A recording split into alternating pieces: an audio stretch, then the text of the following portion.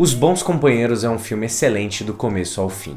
Imagens lindas, você vai gostar dos personagens, a música é boa, os atores nem parecem atores, o ritmo é incrível e até os voice-overs são muito bem executados. Resumindo, é um filme do Martin Scorsese. As far back as I can remember, I always wanted to be a gangster.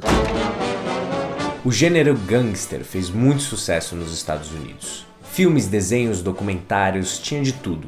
E talvez porque esse estilo de vida sempre tenha sido muito sedutor. E não só para os Estados Unidos, como para o mundo inteiro. Afinal de contas, são pessoas que vivem a vida como se não houvessem amanhã. Eles não pagam as contas, não veem o menor sentido nesse tipo de coisa e precisam viver a vida com o que há de melhor para se ter. O problema é que se eles precisarem matar ou roubar para conseguir tudo isso, eles vão fazer. Mas Os Bons Companheiros é um filme bem diferente dos outros que tocam nesse assunto. Ele parece mais real do que os outros, e por um bom motivo. Foi nesse ambiente que o Martin Scorsese cresceu. O diretor fez um documentário sobre a sua família siciliana chamado... Os protagonistas são a sua mãe e o seu pai. Além desse filme, eles também participaram de vários filmes do Scorsese. Mas esse documentário em específico mostra um desejo do Martin de entender as suas raízes, entender as pessoas à sua volta, de entender os conceitos por trás de uma família italiana, a importância da comida, a importância de se reunir, e não só as pessoas boas, mas também as famílias com pessoas ruins. Ele queria entender as razões para alguém querer viver aquele estilo de vida, e acabou entendendo. No filme você não vê qualquer tipo de estereótipo de gangster. Pelo contrário, o Martin Scorsese conseguia identificar muito bem um ator que representasse algo muito caricato. E optar por um clichê poderia ser um caminho mais fácil, poderia ser um caminho mais universal, que as pessoas iam entender facilmente. Mas o diretor sempre quis evitar isso, chamando atores que ou cresceram naquele ambiente, ou pelo menos pareciam ter crescido ali. O Scorsese conseguiu nos levar muito bem para uma viagem nesse mundo em que ele tinha crescido. Eles são engraçados, são parceiros um do outro, cuidam bem das suas famílias, viajam juntos e não aceitam desaforos.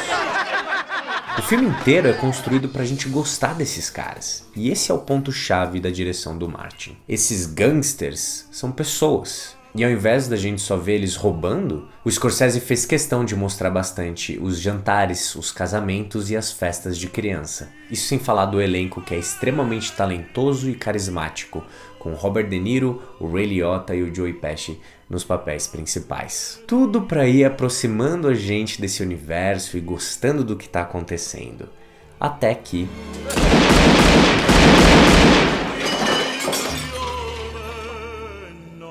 somos lembrados que estamos gostando de homens cruéis. O estúdio queria cortar essa cena em que o Spider é assassinado pelo Tommy.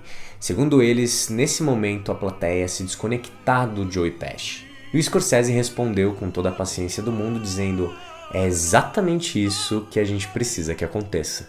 O Scorsese, como sempre, opta por nos mostrar um mundo muito interessante e depois as realidades e consequências que ele pode envolver. Ele é um daqueles diretores que, antes de tudo, é um amante do cinema. E não só um amante, como um estudante do cinema. Ou seja, ele conhecia muito bem o gênero que estava trabalhando. Todo tipo de filme de gangster já tinha sido feito, inclusive a obra-prima O Poderoso Chefão, que o Scorsese chegou muito perto de dirigir o segundo, por indicação do Coppola, mas acabou não rolando. Eu conto melhor essa história no vídeo sobre o Poderoso Chefão, que você pode conferir aqui em cima. Mas ainda bem que não aconteceu, porque o Scorsese teve a oportunidade de ver esse gênero amadurecendo com o Poderoso Chefão chegando no seu auge, e depois sendo desgastado com vários filmes do tema que não eram tão interessantes assim. Isso fez com que o Scorsese fosse muito cauteloso diante desse tema que ele tanto gostava. Mas quando ele leu o livro do Nicholas Pileggi, decidiu que queria dirigir Os Bons Companheiros.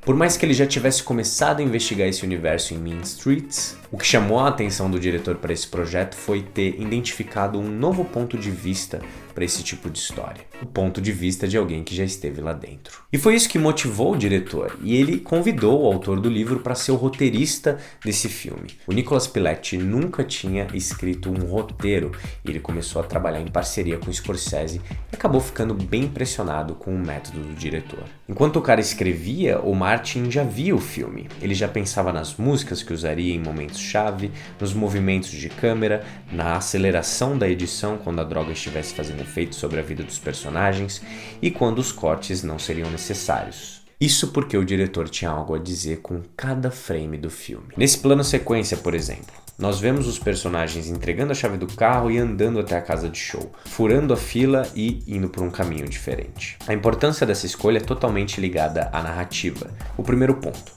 Esse é o auge do nosso protagonista. Ele conseguiu tudo o que queria. O segundo ponto. Ela está conhecendo esse mundo, entendendo que com ele as filas não vão existir. Todos vão conhecê-los e eles vão ter vários privilégios. O terceiro ponto. Esse plano sequência define todos os personagens do filme. Pessoas que vieram do nada, passaram por corredores escuros, cozinhas, foram garçons e conseguiram dar um jeito de ficar no topo, mas sem deixar de furar a fila.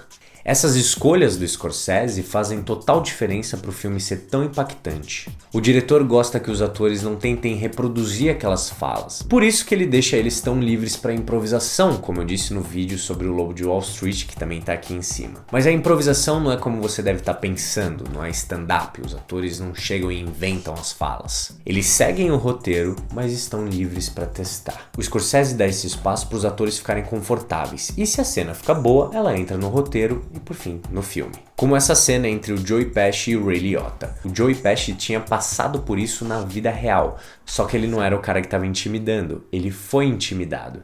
O Scorsese amou essa história quando o Joey contou e disse, a gente precisa tentar isso. Essa virou uma das melhores improvisações que você vai encontrar no cinema. Get the fuck out of here, Tommy. You motherfucker! I almost had him! E é por isso que todos os atores gostam tanto de trabalhar com o Scorsese. Ele é um amante tão grande do cinema, ele gosta tanto dessa arte, que ele tem um prazer absurdo em trabalhar com pessoas que compartilham dessa paixão.